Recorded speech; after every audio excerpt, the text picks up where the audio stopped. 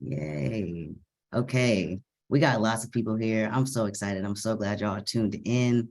This is my official hello, my good morning, my good evening, afternoon, wherever you're tuning in from today.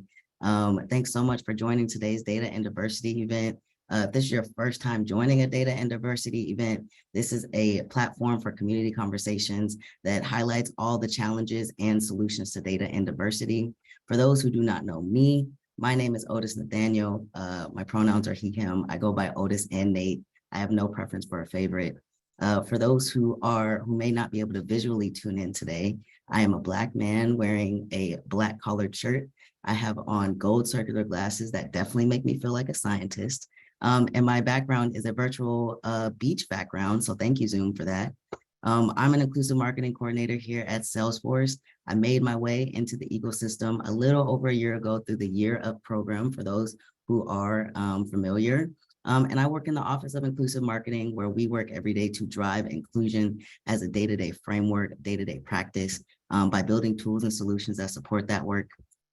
When I'm not working, though, I really love to tend to my wellness, play with my cat baby, Honey Bunny, and create art of all different kinds. And I'm super excited to be your host today. So thank you for having me.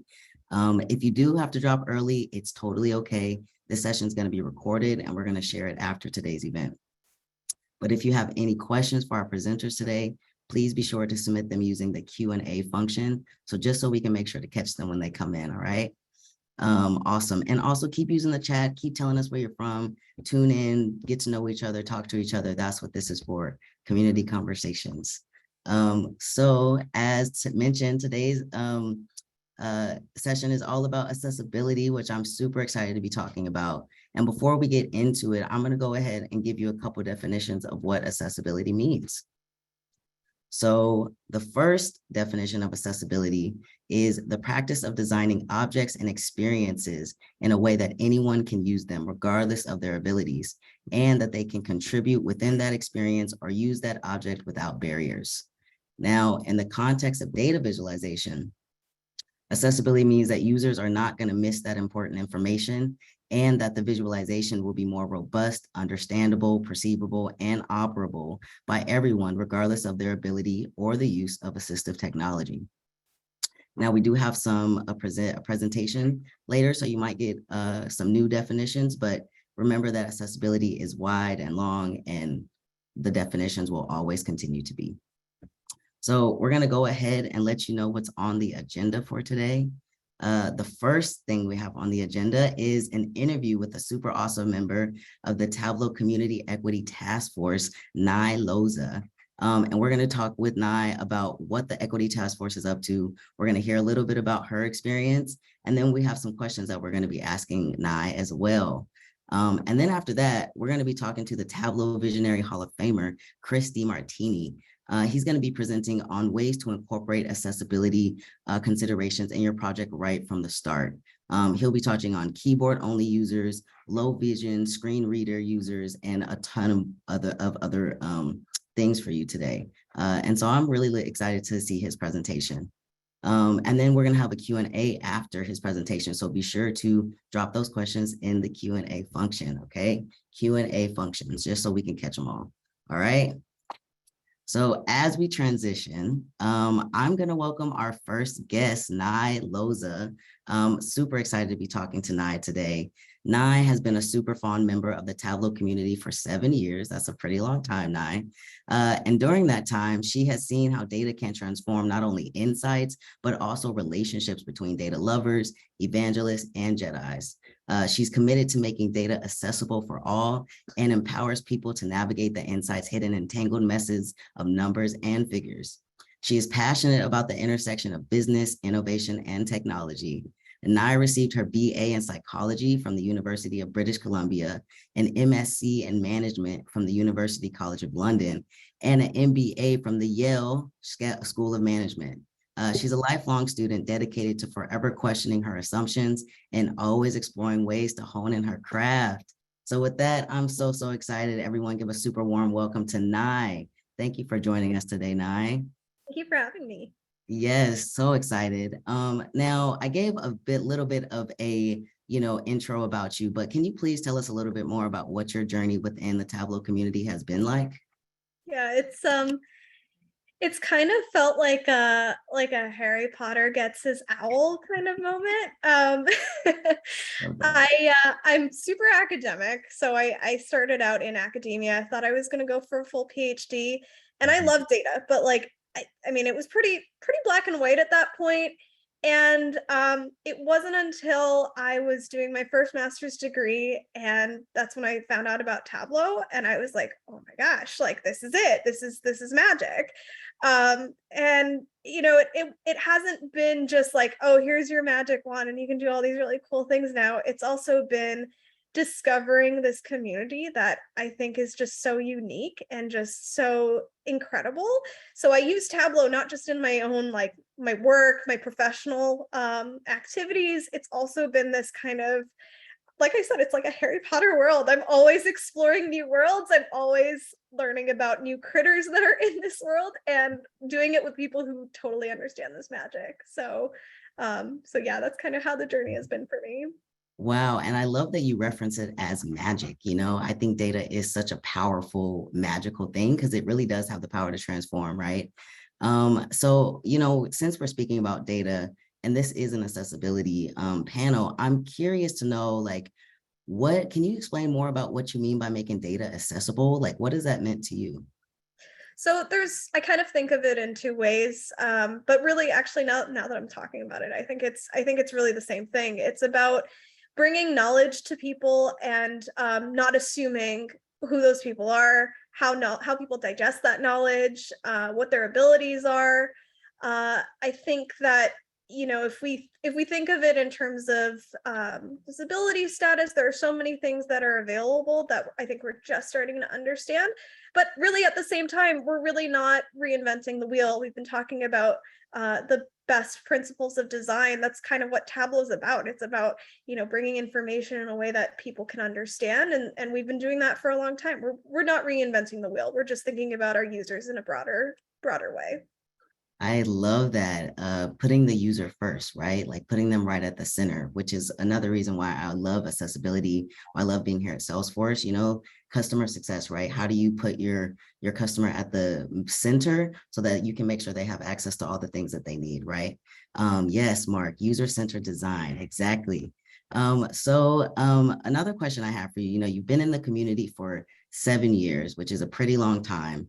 And this is your first year on the task force. And I'm curious to know if you have any goals that you're hoping to accomplish at all, anything. So personally, if I can get just one person, at least one person who maybe didn't think about accessibility and is now thinking about it, or maybe thought that something couldn't be made accessible and is now like, oh, I can see how that could be made accessible. If I can just get one person to do that, that'll be a personal success for me. But then I do also have these like bigger vision goals for the task force. I would love to start some sort of like makeover Monday challenge where we revisit visualizations that maybe weren't very accessible and provide some guidelines for how it could be more accessible, and then kind of see what people come up with, because I think it's a mistake to think that things cannot be made accessible and they cannot be made beautiful and accessible at the same time. Yes, I love that. When you're speaking about the putting together the beauty and accessibility of it, I mean, that is the magic of it, right? And I think Tableau has such a great power to do that. You're getting a lot of love right now. I know you can see it. So that is a super great idea. I'd love to jump on that with you. So okay, we're talking about the community, we're talking about the task force. And I'm curious to know, is there anything that comes to your mind when you think about ways to make the Tableau community, or the Tableau product, more safe and inclusive place for folks to participate in? I would say continue to try and vary the environments and the types of events that you set up for people. So not everyone can be around events with lots of alcohol and physical activity. And then not everyone can sit for long periods of time. If there was anything positive that came out of the peanut butter panda puff of 2020, it's that we figured out how to make things accessible virtually, and we figured out how to do that in a way that is now hybrid. I mean, we're all talking about hybrid, in the context of work, but I would say it applies to any kind of event. Try to, if you are having things in person, continue to offer an option for people to attend virtually, and not just something that's like, oh, here's the content, consume it. Try to get people involved in discussions. I've seen this done very creatively. I've seen events where people can attend in person, and then there'll also be a discussion happening where they put you in groups and they try to make sure that people who are in person are also paired with people virtually. I think that's one of the best ways that we can continue to make things accessible. It's part of that knowledge share. It's part of getting that information to people. Yes, and I love that. I love that you emphasize the importance of hybrid, especially because I am not going to do any justice to the way you said it. Can you please say it one more time? How did you reference the pandemic? The peanut butter panda puff. Yes, the peanut butter panda puff. Most beautiful way I've heard it acknowledged. So as we were going through the peanut butter panda puff, virtual really became, I think, an anchor for a lot of folks, especially for folks that do have different disabilities and different, abilities and ways that they like to engage and interact. And the pandemic, I think, really just emphasize and highlight the need for it not to go away. You know what I'm saying? To have a hybrid option. So I think you're spot on when you mention it. So, another question that I have, I know you're a super huge advocate for making data viz accessible. Do you have any tools or resources or suggestions to make those accessible for our users? Absolutely. I would say look at anything related to user experience and web design. The conversation, like I mentioned, around accessibility, it's more recent for data viz, but again, we're really not reinventing the wheel. People have been doing this work for a while. The one resource I would say that is a good intro is WCAG, which stands, I had to write this down, Web Content Accessibility Guidelines.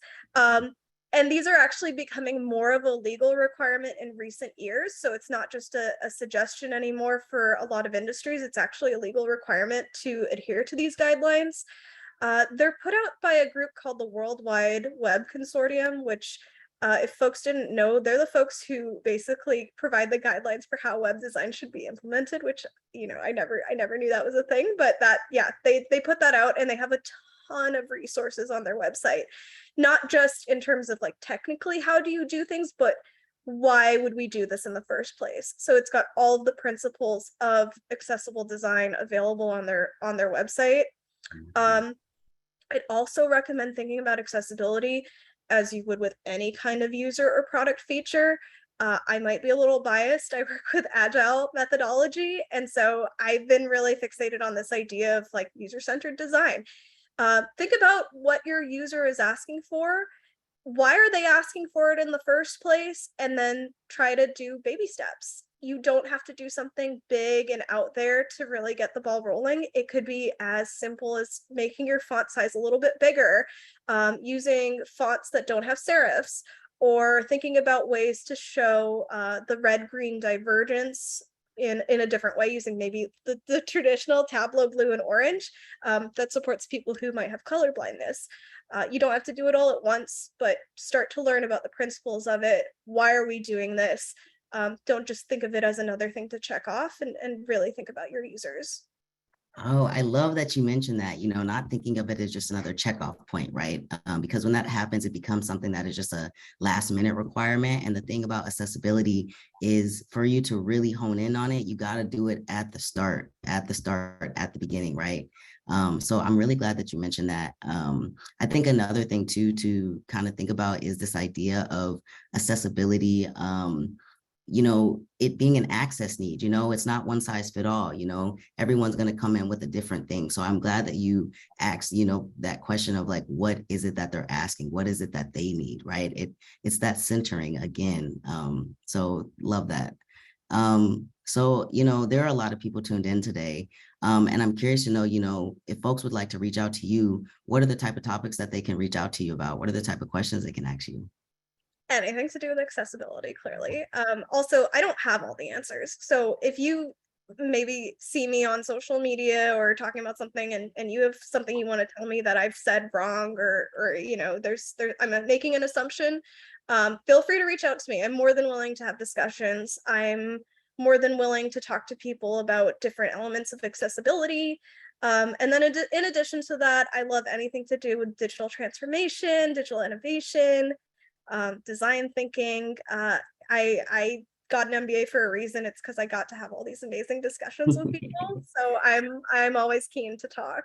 Yay, that's so awesome. Well, y'all heard it here first from Nye. Feel free to reach out. That door is open. Nye, thank you so much for joining our conversation today. It's been super awesome. I look forward to talking to you again soon. And with that, I am going to introduce our next presenter, Chris DeMartini. He came to Tableau community through his work in network graphing. He's focused on incorporating dynamic aspects into his visualizations, and he works extensively with Tableau's embedding JS and extension APIs. He often blogs about these techniques on Datablick, and he's currently a part of the Tableau Visionary Hall of Fame. Shout out to that. So he's going to spend the next 20 minutes or so diving into how you can make your presentation, your projects accessible right from the start, right? So with that being said, welcome, Chris. The virtual stage is yours, my friend. Thanks for having me. I'm excited to be here today. I'll go ahead and share my screen and we can get started.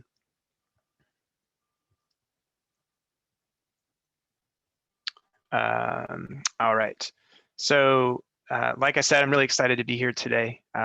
Just to yes and on top of the intro for me. During the day, I run the data experience team over at Visa. I am presenting on my own behalf today. At night, I'm a dad to these 3 wonderful kids that you see on the screen here. And like Otis mentioned, I was recently named to the Tableau Visionary Hall of Fame, and you can find a lot of my public facing work, which originated in kind of like advanced visualizations using Tableau, morphed into using the extension and embedding APIs. And now more recently, I've been looking into accessibility. So there's a lot of content on the Datablick blog related to those topics. There's a lot of things that you need to consider when designing for accessibility in your visualization. I'm going to start by looking at this project that I did a few years back. This is a visualization of the NBA playoffs from 2018. It's what I termed a small multiple flow, which is a small multiple visualization that's laid out in a flow diagram, if you think about it that way. And from left to right, you have each game of the playoffs.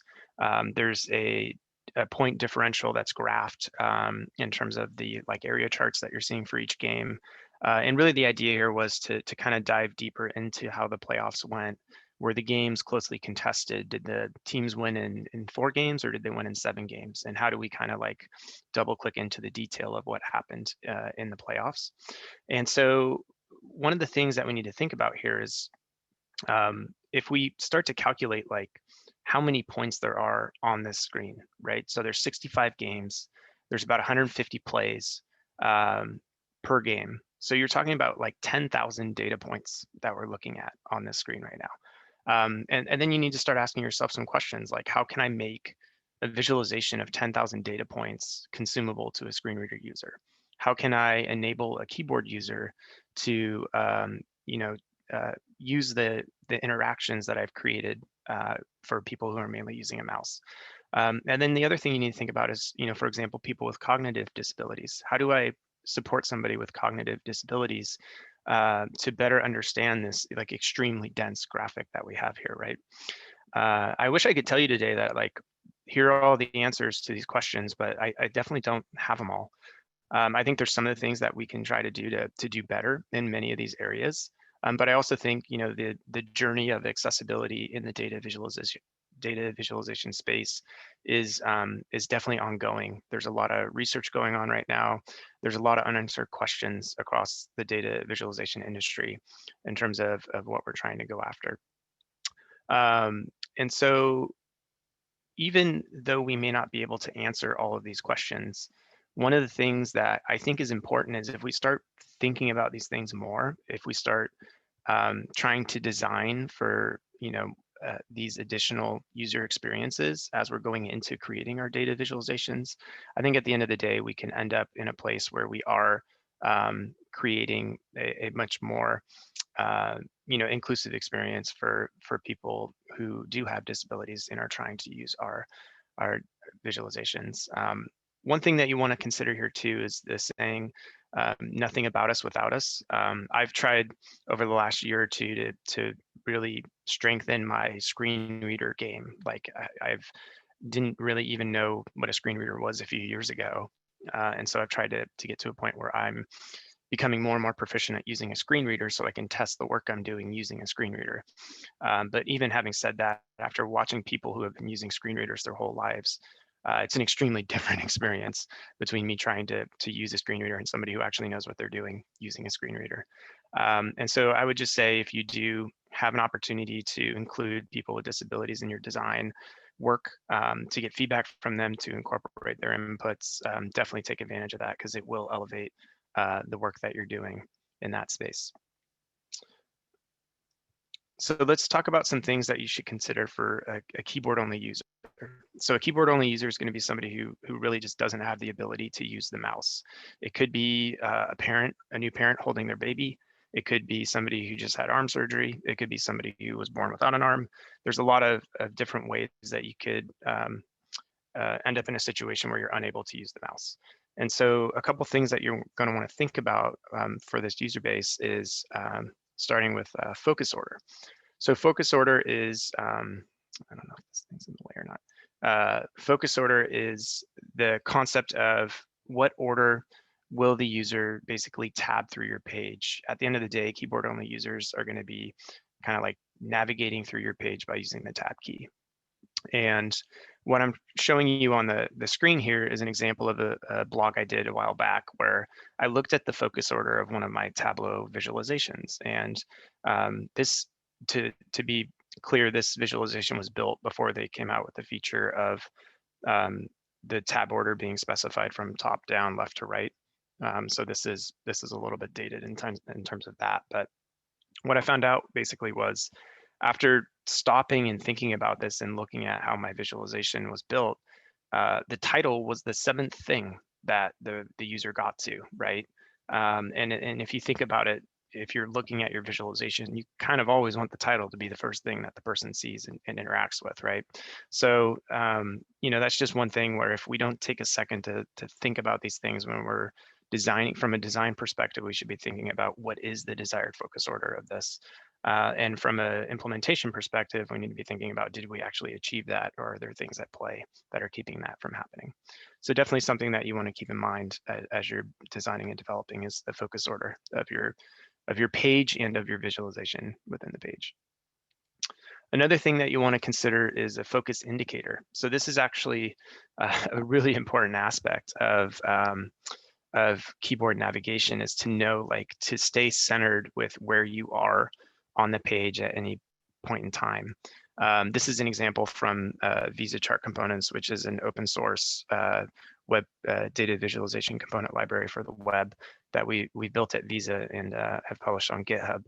And the reason why I wanted to show this example is we have a really strong focus indicator that we've created, right? It's very prevalent. And you can see here that we're focused on the cluster of bars for June, for example, right? But the whole concept of the focus indicator is to try and make sure that the person who is key navving through your page, whether they're doing that with their keyboard or a switch or a sip and puff or some other type of assistant technology, has a clear indication of where they currently are. And so that kind of helps them stay grounded in terms of how they need to get, what they need to do to get to the next place that they want to go to. The third thing we have here is something we definitely need to consider, which is anything that's available to you via the mouse needs to also be available to you via keyboard interaction. And so for this one, I have a couple demos I was going to do real quick. Let me see if I can bring those up. So here's that visualization that we were just looking at in my slide deck a little bit ago on Tableau Public. And what I'm going to do is I'm basically going to run through very quickly what I can interact with the mouse, and then I'm going to run through very quickly what I can interact with the keyboard. And so, with the mouse, I can click on the Salesforce icon, the Tableau icon, the create button, the resources button, my profile, all these other buttons over here. I can click on the Tableau link down here, the share and download and full screen buttons. I can add a favorite, and I can see the number of views. Within the visualization itself, so I've added some functionality here for the user. One thing is the ability to mouse over the games themselves to see like additional detail of what happened within that game. And then if you mouse over specific plays, you get the specific play, what happened and what the score was.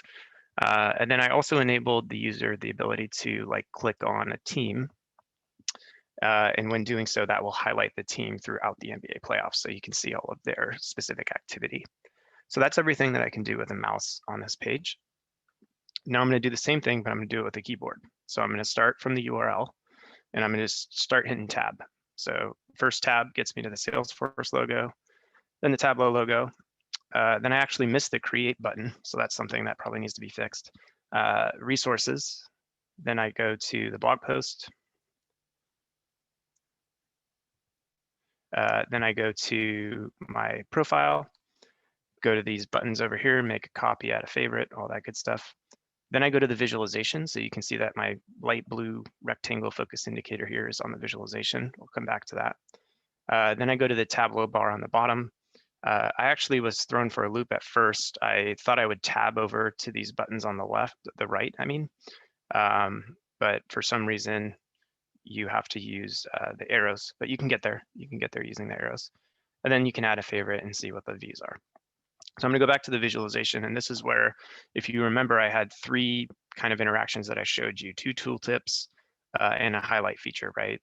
And this is where really the only thing I can figure out how to do is to hit enter, and that gets me to the data table, right? So I have access to the data there, but probably wasn't able to really find a way to interact with the visualization using my keyboard. Here's an example from Visa Chart Components. And this is obviously like an immensely simpler graphic. So I'm by no means am I trying to compare the 2 graphics, but what I wanted to do is just show, from a mouse perspective, I can do this, I can highlight, I can click, do all those good things, get the tooltip, everything like that. With the keyboard, just want to kind of demonstrate that it is possible to do these things where if you're using a keyboard, you can enable users to do these types of selections, hovers, movements throughout the chart like that. So that's when we talk about keyboard interactivity on a data visualization, that's an example of where we could potentially get to there. Some things to consider for low vision users. So these are going to be users who have to have like extreme magnification of their screen in order to be able to read it. They also might have issues seeing differences between colors. And so there's obviously, and just to be very clear for each of these user bases that I'm talking about, there's like a lot more that you need to consider than what I'm talking about here. I'm just trying to give you a couple tips for each of these areas that you definitely want to keep in mind as you're doing your design and development. So with a low vision user, what you want to think about is what happens when you zoom your screen 200 to 300%, maybe even 400%, right? If you're extremely zoomed in to your screen, do you start to lose content? Does your content start to get hidden because your page isn't responsive enough? Things like that. It's okay if you have to scroll. And we'll talk more about that in a second. But really what you want to try to make sure of here is if you have some like really important text on the screen and you zoom it to 250% and that text starts to get cut off because of the way the page is laid out or something that's going on, that's what you want to be looking for here, right? So if we go back to, this example and I zoom way in,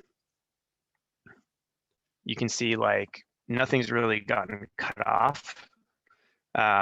But what you can do is scroll through the visualization and see the details there. Accidentally went to the next page there. When you're zoomed in, the next point I'm trying to make here is, does your focus stay visible on the page? So when you're zoomed in, if you're keyboard navving your visualization or your page, and you need to move to the next thing, which actually happens to be something you would need to scroll to get to. Does the page kind of follow you over there? Is something you need to think about. What you don't want to have happen is for the focus of the user to basically go outside of the screen. You want them to be able to continue to stay focused on that. You can think of a, maybe a low vision keyboard only user, right? So then in that scenario, they're going to be very zoomed in, and they're going to be using their keyboard to jump from thing to thing to thing. And when they're doing that, you want to make sure that whatever their current area of focus is stays centered, on the screen so that they can see where they're at. Lastly, there's the idea of color contrast. And so now I mentioned earlier the WCAG standards, which is definitely a great resource for everybody. They specify 3:1 contrast for geometries and 4.5:1 for text. When you're thinking about color contrast, you want to think about, not only the color of the text, but what it's sitting on top of. If you have text that's sitting on top of a geometry, if you have text that's sitting part of it on a geometry and part of it over the white background, those are two different contrast checks that you need to do. I have an idea on the Tableau Ideas forum for checking color contrast automatically in Tableau. I think it'd be really cool one day if we were able to see a functionality like that be provided in Tableau. I think it will also make people just in general realize that they may be introducing contrast issues in their visualization when they don't even really know what color contrast is to begin with, right? So that would be a cool thing to see. Having said all that, there are color contrast checkers out there. There's an example of one here in my blog series on accessibility. I provide more detail in terms of that. If we go back to our example visualization, one of the things I can show you here is if you look at like Milwaukee, for example, right? So this team, this color that I picked for this team is definitely not meeting color contrast, the text or the geometry, both of those, there's no way. There's actually data points here behind these games, and you can even see them. And so really what you want to think about is, there's a sanity check of like, this color is really hard to see for some reason, or this text is really hard to make out. But there are plenty of tools where you can get very detailed in terms of like, what is the current contrast that you're showing on your visualization, and is it enough to meet those WCAG standards? And just to be clear, like color contrast is going to apply to basically everything you put on the page. So something to keep in mind. A couple things to consider for screen reader users. So these are going to be users who are going to be relying on the assistive technology of a screen reader to understand the content that's on a page. I talked about focus order before for keyboard only users. It's also going to be super important for screen reader users, and it's going to be even like more objects that you have to think about. With the keyboard only user, they're mainly going to be tabbing through things they interact with on the page, while they, if they're able to see, be able to read the page while they're doing it. With a screen reader user, they're going to actually be not only interacting or navigating through those interactive elements, they're also going to be navigating through all the content, all the text, everything else that's on the page. And so obviously you got to think about the order within which they consume those things. If you go back to the example I provided, the title was the 7th thing that the person got to.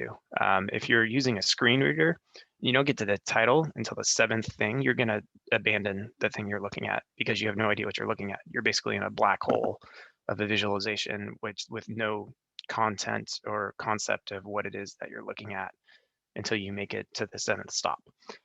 So focus order seems simple, but it is super impactful to your users and their experiences of using or going through your content.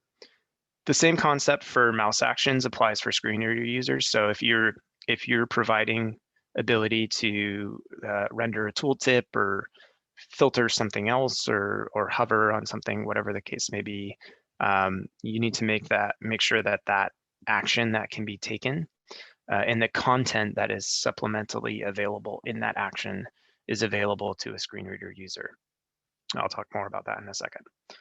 one of the key things that you always want to make sure is that the data that you're presenting or providing is available to a user who requires a screen reader. And so like we talked about when I was key nabbing that visualization earlier, in Tableau, you can open the data table if you allow it to get access to the data of the visualization that you're looking at. So the viz that I had there was one sheet, so I was able to key nab to the sheet. I hit enter while I was focused on the sheet, and that displayed the data table for me. One of the features that came out, I think pretty recently in Tableau, is the ability to kind of adjust the presentation of that data table. That feature could actually have a pretty big impact for your screen reader users, right? So one thing you want to think about, if nothing else, is there a way that you could structure that table that makes it really easy for the user to consume via a table the information that they would see in the visualization? It may be easier to do that for simpler visualizations. Obviously, for the one I was showing you, it's one of the extremes in terms of the difficulty factor there. And just to kind of make a point here, when I say equal, like, yes, you do just legally need to provide them access to the data. But one of the things you want to think about is like, what is their experience when accessing that data? In the graph that I was showing you earlier, the view data table has over 37,000 rows and 25 fields by default. I haven't done any work to try and make that table better. And so that's almost 1 million cells. There's almost 1 million cells of data in that data table. And if a screen reader user tried to navigate that entire table and did a second per cell, it would take them 11 days to do that without any bathroom breaks or anything, just straight through 11 days of work to scan that entire table. And so that's really something where we need to think about, like, are there better ways that we could try to give, or a better experience that we could try to give a screen reader to understand the content that's being displayed in there? When you have interactive geometries in your visualizations, there's a functionality called an ARIA label that you can use. I kind of liken it to, this probably isn't the correct way to describe it, but I do kind of liken it a little bit to like a tooltip for a visual user. When you're key nabbing through a chart, you can provide, information that you would potentially provide in a tooltip via the ARIA label. And so this is content that gets read out to the screen reader user as they're navigating through the page, or I mean the marks. So that's something that you definitely want to try to make sure that you're providing. And the last thing, and when we talk about design, right, like how can you design your ARIA labels so they're easy to understand, right? And that's where, thinking about some of these things from the design process can really help elevate what you're doing there. The last thing I wanted to call out is, if you have a chart where you click on an element and it updates another chart on your page, you want to think about, does the screen reader user know that that just happened? So there's other functionalities like ARIA Live or other things like that that you could potentially use to make sure that if you are enabling a change somewhere else on the page based on an action that the user's taking, that they have some indication of what just happened there. So I have one more demo I was thinking we could show. So let me go to that real quick. This is from my accessibility blog series that I did a little while back.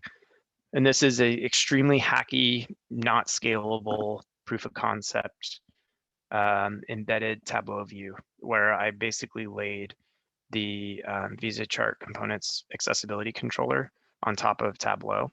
And what I wanted to show is there is a possibility out there for us to enable the navigation of marks in Tableau using a screen reader if we want. And so what I'm going to do now is I'm going to turn on my screen reader. I'm going to mute my audio. And then I'm going to go ahead and start navigating with my screen reader. Oop, that was the wrong thing to do. All right, try that again. So I'm going to go to my visualization here. And if it loads. And what we're going to see is on the bottom left of my screen, you'll see the ARIA label that's being read out for each of these data points. And you'll see as I move from one data point to another, that ARIA label is going to update. And I'm using just my arrow keys, which is the way the controller works, to navigate the visualization and to provide the ARIA label for each of these data points that we're going over. So like I said, I'm gonna go ahead and turn off voiceover. Like I said, it is something that we, hopefully can continue to make progress towards in terms of making marks interactive and providing things like ARIA labels for the points that we have. And like I said earlier on as well, I really look at accessibility as a journey. I think Nay said as well, it's not like a checklist. And like, while there is some legal aspects to did you do this thing or not, I think we also need to be thinking about what is the experience we provided when we were doing those things. So with that, let me jump over to some resources that I put together for you today. And I think we're going to paste some of these in the chat for you. There's the blog series that I did. The Accessibility FAQ by Kelly Gupton is really, really good and has a ton of information. And then there's also some resources by the DataViz Ally Group, and the Chartability Audit System by Frank Golofsky is also a great one. And I do believe that my good friend Emily is going to be standing up Ally Tug soon. So definitely keep your eyes out for that. And with that, Otis, I can pass it back to you. Chris, thank you so much for that presentation, those demos, they were so awesome. We do have some questions that came in from the audience for you to answer. I apologize in advance if I butcher anyone's name, but our first question came in from Orion Kapal. How can you control the focus order? So the old version of that and the new version of that has changed. So it does depend a little bit. If you're talking, I assume they're talking specifically about Tableau, right? So if you're on a newer version of Tableau, when you create a workbook and publish it, it's going to set the focus order to be top down, left to right. So that should help in a lot of cases. There will be some cases maybe where you do have a layout that maybe isn't strictly top down, left, right, or maybe there's some parameter that you want them to be able to change earlier on in that process. So there's some content in both the accessibility FAQ by Kelly, and also I kind of like yes-anded on top of her work for the blog post that I did, where you can see like the nitty-gritty details of how to literally go into the XML and change the order within which somebody's going to move through your page. But the somewhat good news there is they have tried to do some work recently to make that better. But I don't think we should think that it's just taken care of. I think it's something we should always kind of double check. And if we do need to make changes to how to do that, I tried to provide a lot of details in that post that I did to help you do that. Awesome. So our next question came in from Valerie Cobal. Does the keyboard functionality vary much between different browsers? That's a good question. I mean, one thing I didn't really touch on is you have different browsers, you have different assistive technology, right? So you have JAWS, NVDA, VoiceOver, and others for screen readers. And then you also have different types of assistive technology in terms of like the different like tools that people are going to be using to affect these things. So it's just a vast array of tools that you're going to be trying to design for. What I have seen is like, if I think about like a screen reader, they all they may have different key combinations that they use, but they do all hit kind of the same things the way you would expect, but they may behave slightly differently when doing that. So there's some of that you're going to have to work through. It probably is going to be hard to meet everything perfectly with your first iteration. And so I think we've talked a little bit about today, like take steps. You don't need to fix for everything in your first go, right? But if you are able to at least take steps towards trying to be more accessible for certain things, you've done that, right? And you can continue to build on that and grow on that, and hopefully land on something that ends up being quite accessible when you're done with it. I probably couldn't sit here and tell you like what all the different intricacies are with keyboard navigation across different browsers, but I do know the concept of incorporating like tab stops and that activity is something that is definitely used across those. If you're in old browsers like IE 11 and before, obviously there's going to be a lot of new technology that's in the newer browsers, the more modern browsers that you may be missing. So you may have to polyfill stuff and do things like that. So hopefully I did a pretty good job of answering around the question that I didn't know the exact answer to there.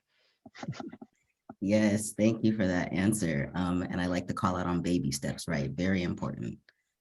So our next question comes in from Louza O'Brien. Have you ever seen examples of the extension APIs which could allow you to deploy something like the Visa chart components that can be used within a keyboard or within a dashboard?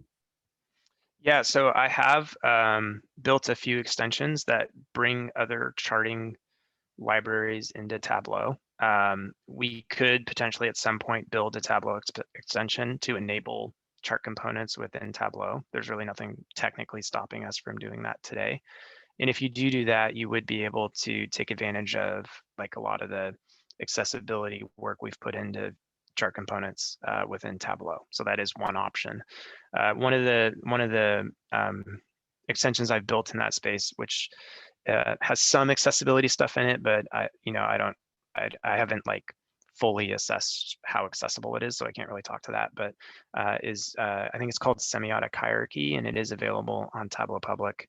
And the reason why I use that extension is because it allowed me to create hierarchy charts in Tableau, which are historically very challenging to build if you build them natively in Tableau.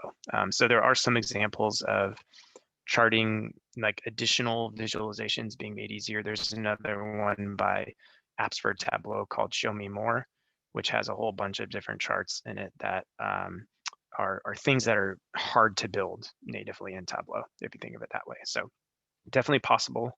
Haven't built the extension for chart components yet. It's something I've gone back and forth on.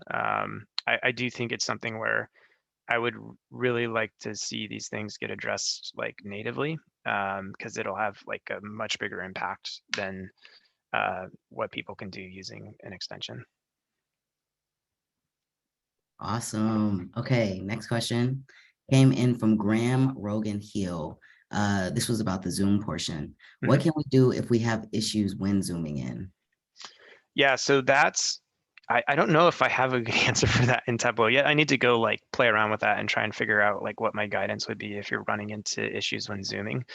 On the web, for the most part, it really goes down to like the media queries and responsiveness that you've put into your page.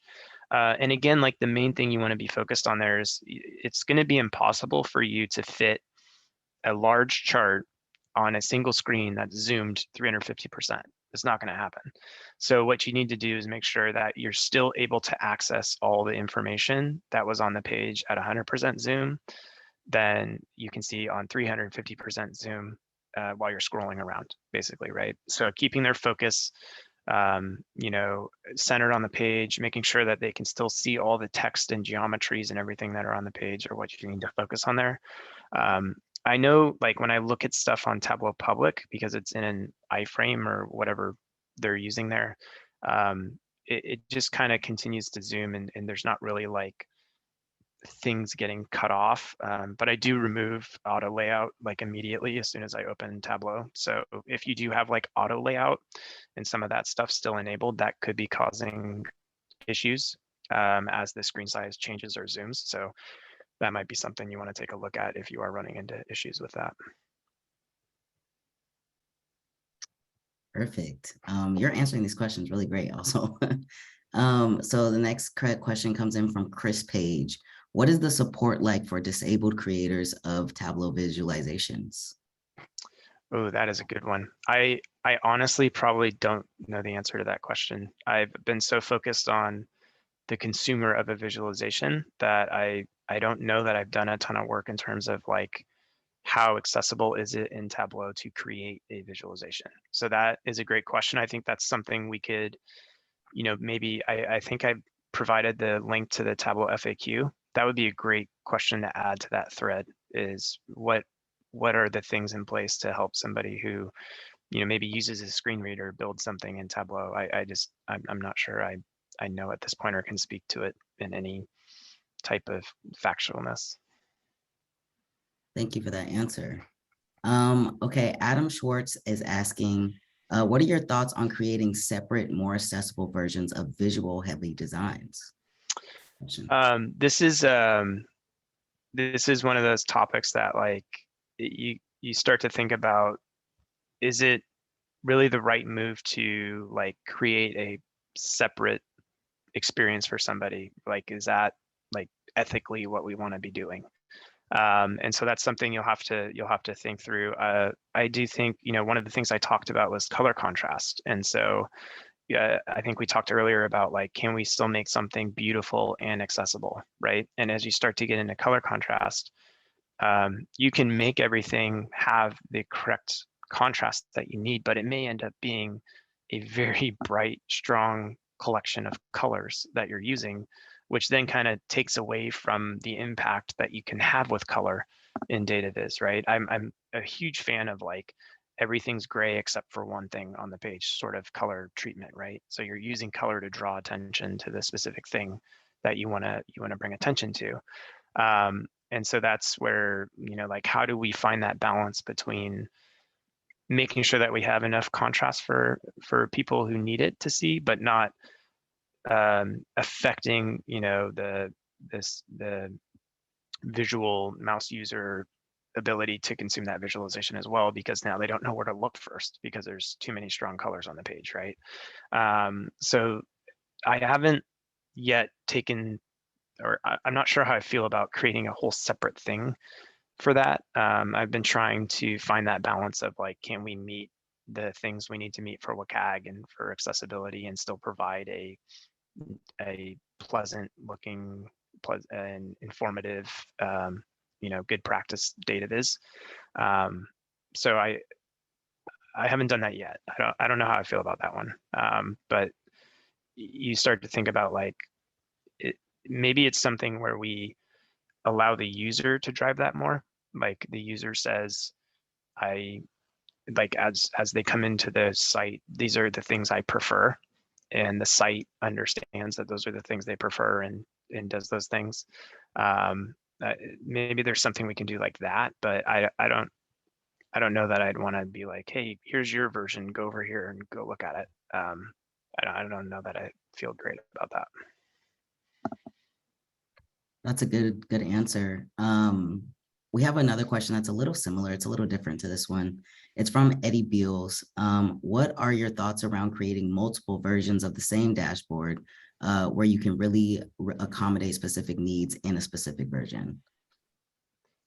I would kind of say it's the same concept. One thing that I have done in the past is I've created multiple versions of the same dashboard for layout purposes. Like if you're looking on a desktop, you get this version. If you're looking on a phone, you get this version, versus using like auto layout or something like that. So those techniques could be useful when dealing with things like Zoom, but it's if you're creating like a secondary version specifically for a screen reader user, I don't know I don't know how I feel about that. The one thing I will say is in the experience of like trying to do better in this space, I feel like I've actually been able to do a better job of like the original visualization as a result of thinking of these things, right? And like one of the things that you get to really quickly when you're thinking about designing for like a screen reader user is like, what is the point of this? And what is the main information somebody needs to get out of this chart? Because that's the information that you have to put into like the ARIA label. So because you're forced to think about those things even deeper, I think it helps you kind of refine the original visualization to begin with. So similar type of answer there, to be honest. Definitely something where I've done that for different screen sizes, but I haven't necessarily taken that step for different users with different disabilities. Thank you, Chris. And we are coming up on time. I think we have time for one more question. This question is from Adam Schwartz. Are there any good tools to test for accessibility? So there are like a ton of color contrast checkers out there. The Chartability system by Frank Glasky is really, really good. It provides you with a way to kind of check quickly how you're doing at a high level, but then also has a ton of detail underneath that you can go through. And it's kind of taking WCAG and some of these things in the poor model and like applying that more specifically to data viz, right? So WCAG's obviously a great tool. Chartability is a great tool. There's other things out there like color contrast checkers. If you have a Mac, it has VoiceOver on it. That's a screen reader you can start using today to see how your experiences are with a screen reader. And so there are things like that out there that you can try to take advantage of to do some of this stuff. There's also like web accessibility checkers. I think Axe is one of them. I forget all the names of those, but there's quite a few tools out there if you take a look through. Awesome. Chris, thank you so much for answering these questions. So as we wrap things up today, a lot of resources were shared today. And so we're going to go ahead and share some additional resources with you all. The next user group, be sure to tune into that on September 21st. And all of these links will be shared out with the follow-up and the recording to this video. So you did not miss anything if you had to drop this call early. So thank you all so much for tuning in today. We really, really hope that y'all enjoyed Nye and Chris and their sharings. Thank y'all for sharing your insight, all your knowledge, your time today. And we really hope y'all were able to learn about different ways data and analytics can be used to make a more inclusive, diverse, and equitable future for everyone. And until next time, I hope you all take care and we'll see you soon. Bye, everyone.